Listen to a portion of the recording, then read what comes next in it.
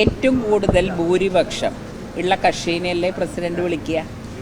ആണോ? അല്ലേ? അപ്പോൾ ബി ജെ പിന്നല്ലേ വിളിക്കുക?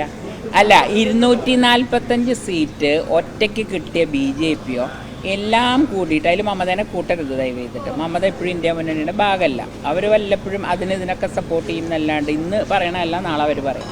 ഒരു 200 സീറ്റ് കിട്ടിയ മുന്നണിക്ക് ഭരിക്കാൻ പറ്റുമോ? ചന്ദ്രബാബു നായിഡു ഇത്രയും കഷ്ടപ്പെട്ട് ജയിലിൽ കിടന്ന് ഒക്കെ തിരിച്ചു വന്നത് അദ്ദേഹം എനിക്ക് എൻ്റെ അച്ഛൻ്റെ കാലത്തെ ചന്ദ്രബാബു നായിഡുവിനെ അറിയാം. എനിക്ക് അദ്ദേഹം നല്ല ബുദ്ധിയുള്ള രാഷ്ട്രീയക്കാരൻ, കുറച്ചും കൂടി നിറയുള്ള രാഷ്ട്രീയക്കാരനാണ്.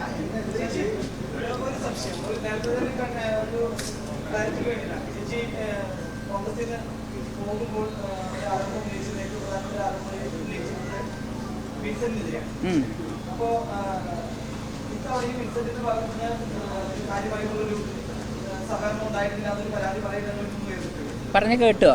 അവനെ പറയണ്ടല്ലോ.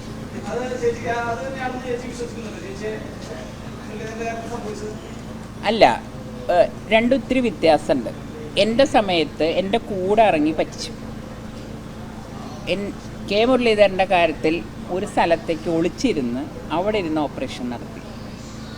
എന്താ നമ്മൾ പറയില്ലേ, ഒളിപ്പോര്, അങ്ങനത്തെ നടത്തി. രണ്ടും വലിയ വ്യത്യാസമൊന്നുമില്ല.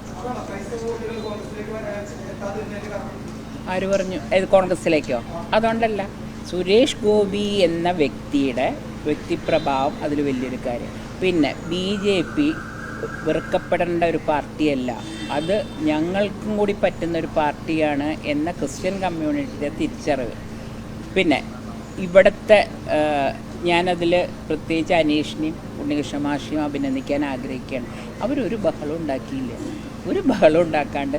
പക്ഷേ ഞാൻ ഇലക്ഷൻ സമയത്ത് ഞാൻ 2-3 പ്രാവശ്യം വിളിച്ചപ്പോൾ ഇവരൊന്നും ഫോണിൽ കിട്ടുന്നില്ല. രാത്രി 11:30 ആകുമ്പോൾ എന്നെ തിരിച്ചു വിളിക്കണേ. അപ്പോൾ വെള്ളിയാഴ്ച ഇതിലായിരുന്നു പ്രചരണത്തിൽ. അപ്പോൾ എനിക്ക് തോന്നി ഇവരിപ്പം അത്ര അറിഞ്ഞിട്ട്, പിന്നെ നല്ലോണം വോട്ടുകൾ ചേർക്കുന്ന കാര്യത്തിലാണെങ്കിലും ശരിക്ക് ഒരു കേഡർ പാർട്ടിയുടെ രൂപത്തിലാണ് ഇപ്രാവശ്യം ബി ജെ പി ഇവിടെ വർക്ക് ചെയ്തത്.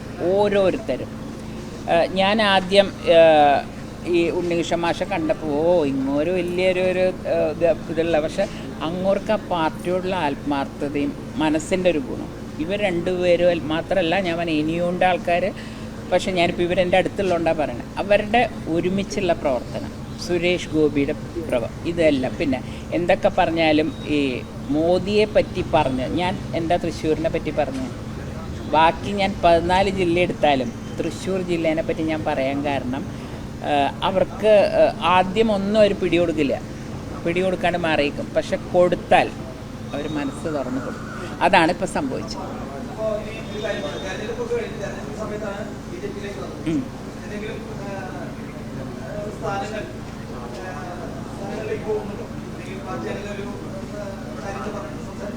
അങ്ങനെയുണ്ടെങ്കിൽ ഞാൻ നിങ്ങളോട് പറയുന്നുണ്ടെങ്കിൽ തന്നെ അങ്ങനത്തെ ഒരു കാര്യം ഞാൻ ആവശ്യപ്പെട്ടിട്ടില്ല. എനിക്ക് സ്വതന്ത്രമായിട്ട് പ്രവർത്തിക്കണമെന്നും എനിക്ക് മനസ്സമാനത്തോടു കൂടി എനിക്ക് ജോലി ചെയ്യണം എന്ന് മാത്രമാണ്. അതെനിക്ക് അവരിപ്പോൾ തരുന്നുണ്ട്. എനിക്ക് ഒരു സഹോദരി എന്നുള്ള നിലയ്ക്ക് എന്നെ 2 കൈ കൊണ്ട് അവർ കൈനീട്ടി സ്വീകരിച്ചിട്ടുണ്ട്. പിന്നെ എനിക്ക് പലപ്പോഴും തോന്നിയിട്ടുണ്ട് കോൺഗ്രസ്സിലുള്ളതിനേക്കാളും എൻ്റെ പിതാവിനോട് സ്നേഹ ബഹുമാനങ്ങൾ ഈ പാർട്ടിയിൽ പലർക്കും ഉണ്ടെന്ന് എനിക്ക് തോന്നിയിട്ടുണ്ട്. അപ്പം അതെല്ലാം സത്യത്തിൽ പറയുകയാണെങ്കിൽ എനിക്കത് വളരെയധികം ഒരു ഞാൻ ഈ സമയത്ത് ഞാനൊന്നും കിട്ടണം എന്ന് വെച്ച് വന്നതല്ല. അത് ദയവ് ചെയ്ത് ആ രീതിയിലേക്ക് എന്നെ കാണരുത്.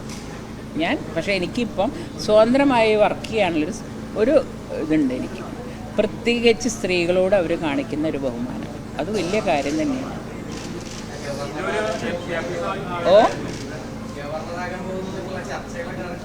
ഞാനും കണ്ടു മാതൃഭൂമിയിൽ. അത് ഇവിടെ മാതൃഭൂമിയുടെ ലിഷോയാണ്. അപ്പം പിന്നെ ലിഷോയോട് ചോദിക്കല്ലേ അല്ലേ, എനിക്കറിയില്ല.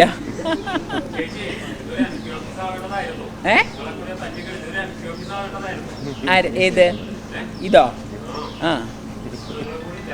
അല്ല, എൻ്റെ സഹോദരന് MP ഓഫീസ് ഇവിടെ എടുക്കേണ്ട ആവശ്യമൊന്നുമില്ല. അദ്ദേഹത്തിന് വേറെ വീട് എടുക്കാൻ. ഇവിടെ വന്നാൽ MP ആയാലും അല്ലെങ്കിലും എൻ്റെ സഹോദരൻ എന്നുള്ള നിലയ്ക്ക് അദ്ദേഹത്തിന് എപ്പോൾ വേണമെങ്കിലും ഇവിടെ താമസിക്കാം. മനസ്സിലായി? ഞാനൊരിക്കലും അദ്ദേഹം പറഞ്ഞ മാതിരി അവരവിടെ കയറ്റില്ല ഞാൻ പറയില്ല.